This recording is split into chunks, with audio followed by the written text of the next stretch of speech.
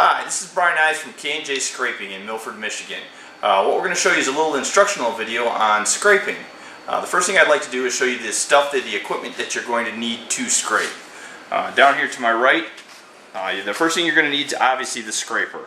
I use a hand scraper. It's from Anderson Brothers in Rockford, Illinois. Got a piece of high-speed steel with carbide brazed on it. The other thing you need is a stone, because after you're done scraping, you've got to stone your area. You need a brush, because once you get done scraping, you cause chips, you brush off the chips. You'll then stone it. We use a little bit of mineral spirits on there. After we get done doing that, then we put on a color here, an orange color. We put the black on our straight edge or on our surface plate to get our rubs. That way we know what we've got to cut. As I was talking, the equipment you need several things to do a good scrape job. First of all, you need some straight edges. Back here we have every different size, because the size of the job is the size of the straight edge you have to use. Too many people use the wrong equipment for the wrong job. We've got an 8-foot straight edge, a 6-foot straight edge, a 5-foot, a 4-foot, a 3-foot, and a 1.5 feet. We've got a straight edge for any size job you have.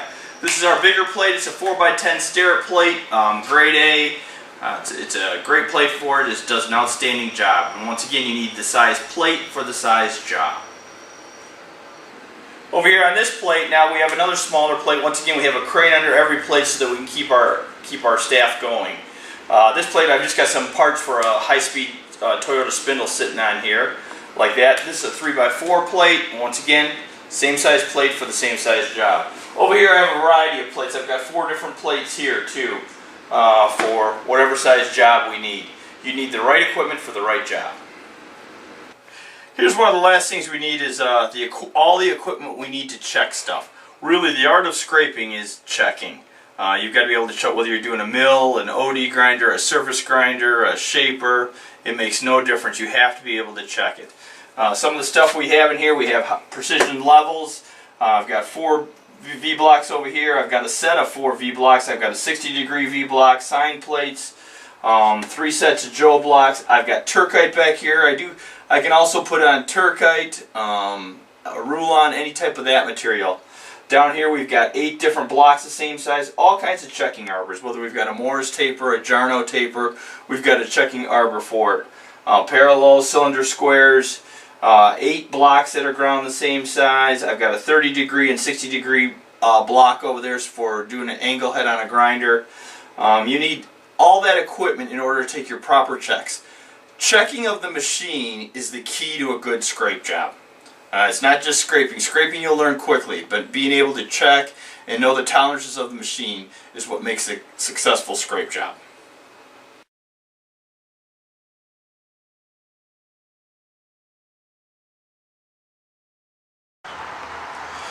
Okay, now the thing we want to do before we get started is we give it a fresh cross scrape. That's the first scrape on any job is what we have. So all we're doing is we're taking a sample piece here so we can show you how to scrape. And we're just going to cross scrape this angle plate up, and then we're going to take a few rubs, get some bearing cuts on it, and then we'll give it a flake job so you can understand everything we've got to do. So as you can see, you cross scrape. When you're cross scraping, you try and be as uniform as you can. You try to look to cover about 80% of the area. You're not looking to cover all 100% because you want to have some bearing surface left when you're done. Alright, let me finish that up and then we'll show you what's next. Okay, now we've completed the cross scrape process, and once again, like I said, we give it a scrape about 80% of the way. After we get done doing that, we brush the chips off, make sure we're good that way. Now something I've learned, I've been doing this about 30 years, something I've learned is we put a little bit of mineral spirits on here. That helps the stone to cut, and it also cleans your stone. What you're looking to stone is as your scraper stopped, it makes a burr. So you're literally taking off the burrs. When you stone, you try and stone as even as possible. Like that. You try and go back and forth against the thing. Don't stay in one spot and stone. You try and stone nice and evenly. That helps you because you can literally stone a hole in it. That's how fussy this gets. After you stone it, you feel like it's stoned very thoroughly. You're good that way. You'll stop. Then what you take and do is you wipe your mineral spirits off like that, because you don't want that on there anymore, because that'll make your rub a little bit too greasy. After you get that mineral spirits off there, now you add your orange color. And what this does several things. One is it shows you better where your black spots are. Two, it takes the cast iron dust off of it, like that. So that helps you to clean it off. Alright, once again you put this on nice and evenly. Okay, you get that. Once you're done there, you take it, you're going to wipe it by hand. That's what you always want to do. We're going to take an air hose here in a second and blow out these holes. Make sure there's no dirt. When we flip it over to rub it on the plate, we have to make for sure that there's no dirt in there. Okay, now we've unclamped it. We've set it down on our bench. I blew the holes out. I've cleaned it all off. I'm about to rub it on the plate. For demonstration purposes, I'm just going to use this plate. Normally I would get a plate that was more the size of this area.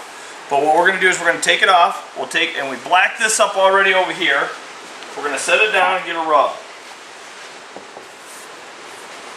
You try to be as careful as you can so that you don't knock any chips off or anything like that. You want it to be nice and clean under there.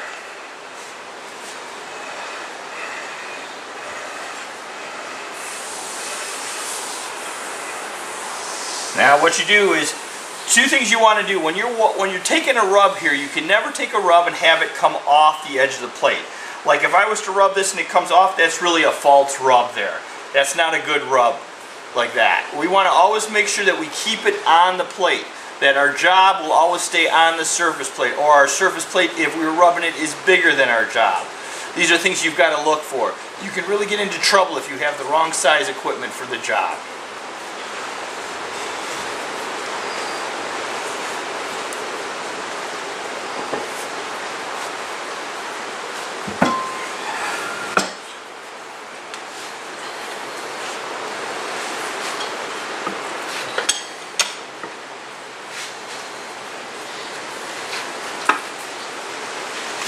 Okay, as you can see on the rub here is what we've got. It's real high on both ends.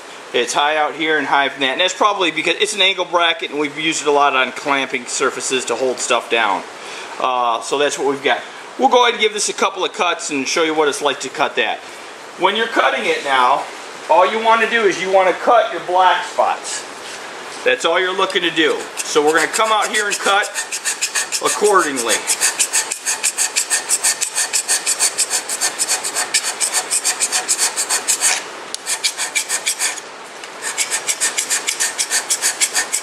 Now we'll come back here, cut our black spots.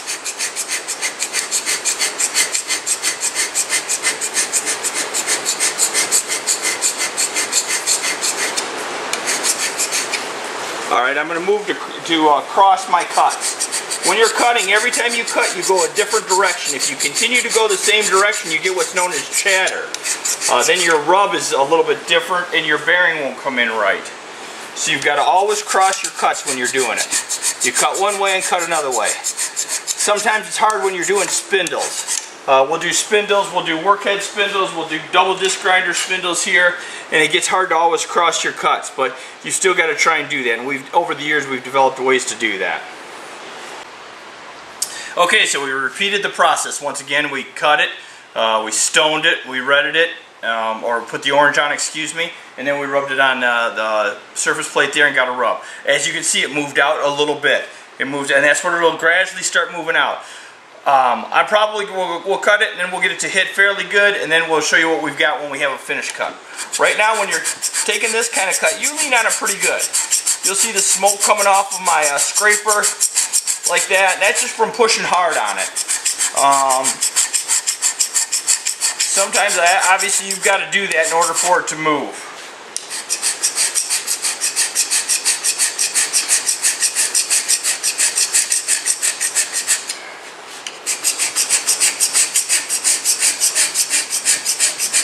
Once again, we'll cross our cuts.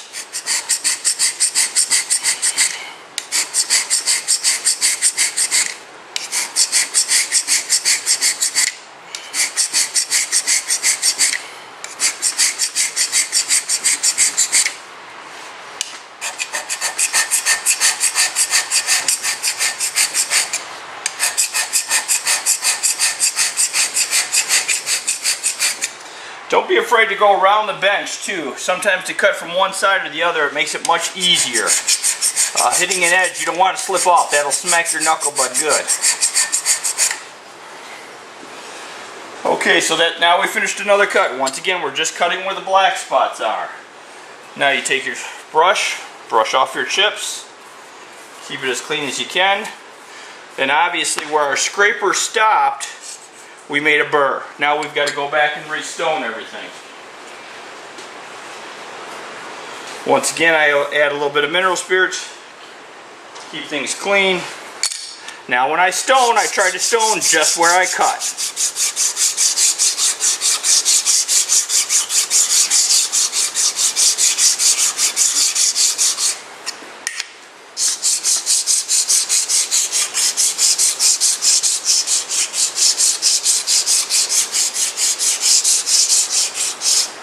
Alright, then after that, we take a rag,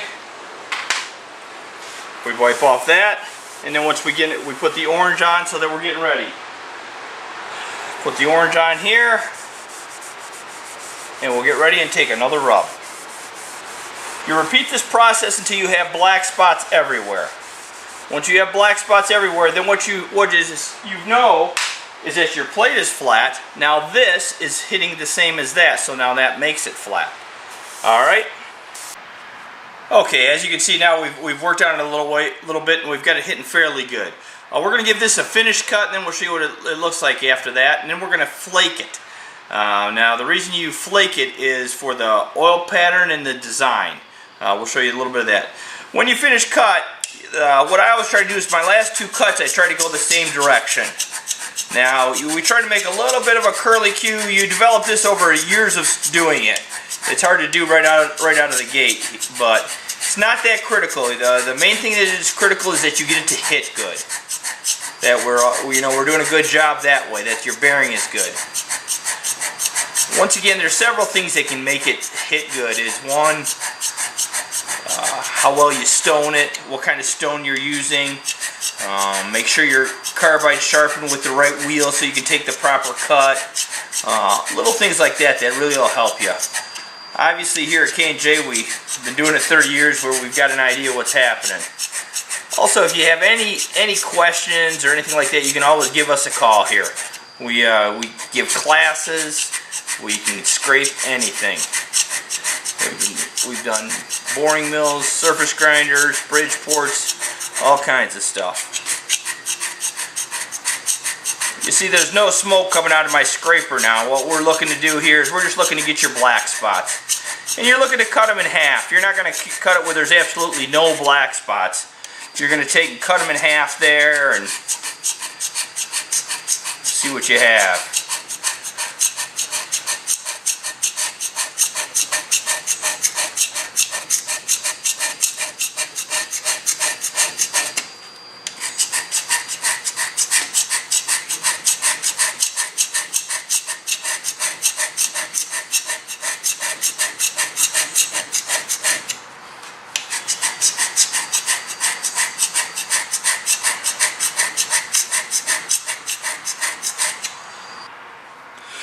Now here's what your finished product looks like on a hand scrape job. Now what we've done is we just scraped this. Now if we were doing a table, this is the way we would leave it.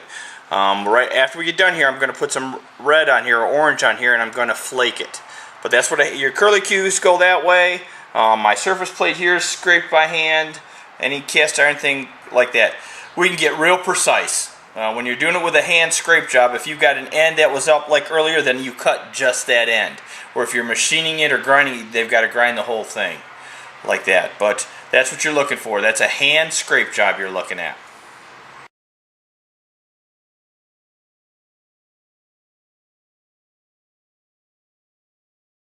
Okay, now what we're doing is we're putting a finishing touch on. Now we do this always on a base or something like that, but we're going to show it to you on the angle plate here. We're flaking the job. Never do you flake both pieces when you put them together. We just don't like to do that. That gives a little bit too much area for dirt to get in. However, you like to flake one of them and scrape the other one. That gives you more bearing, more places for your oil to go, like that. So you never get like what you get when you get two Joe blocks sticking together. You never get that effect. Alright, I'm going to show you how you flake. You flake it in rows, and then you turn around and come the other way. You flake it, and you try and keep it in a nice straight line when you're doing it. this. Nice solid rolls is what you're looking for.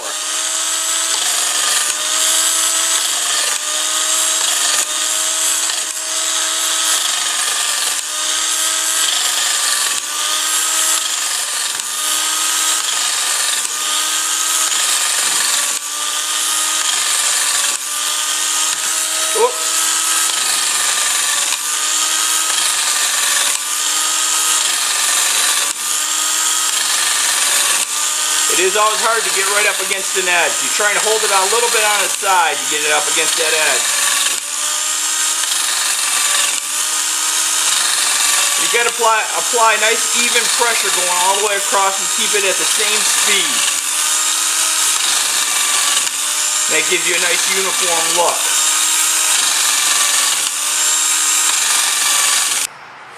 Okay, now we're going to put on our second row here.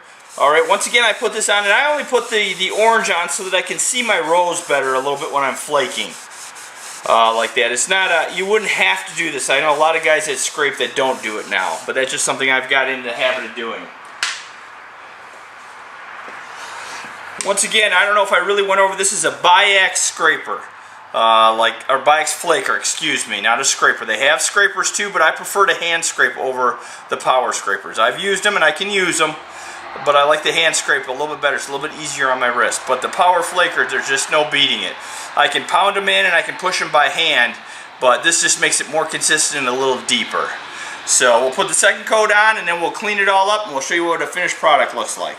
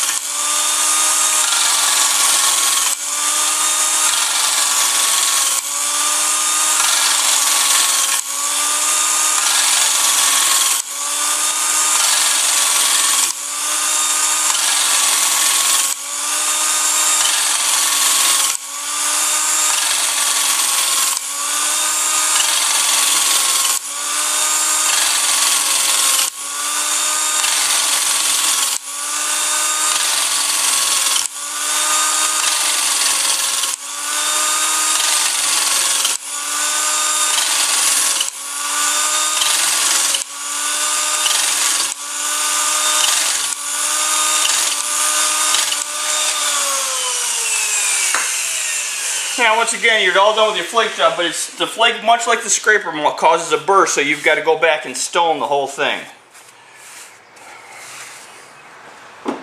So once again, we get our little mineral spirits on here a little bit, just to touch it.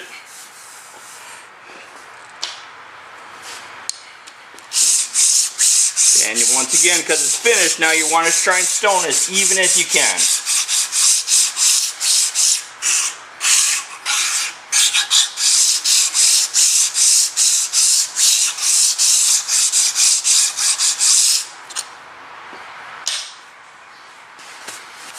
Clean that off, and that's a little bit of what your finished product looks like here. Try and clean that up for you a little bit and show you what you have.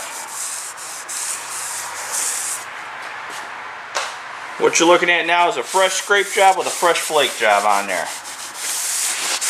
As you can see, you stand back and look at it, it looks very uniform. And that's what you try to do. Like that. There you go. Okay, that was a quick instructional video on scraping here at K&J. I'd like to reiterate, anything you need scraped or anything you need done, obviously we can do it here. Whether you want a class to learn how to scrape, whether you want it scraped, whether you want some instruction, just you can give me a call. My number is 248-467-9828. That's K&J Scraping in Milford, Michigan. My email address is kjscraping, SCRAPING, @yahoo.com. Contact me anytime. If there's anything I can ever do to help, feel free to give a call. Thank you.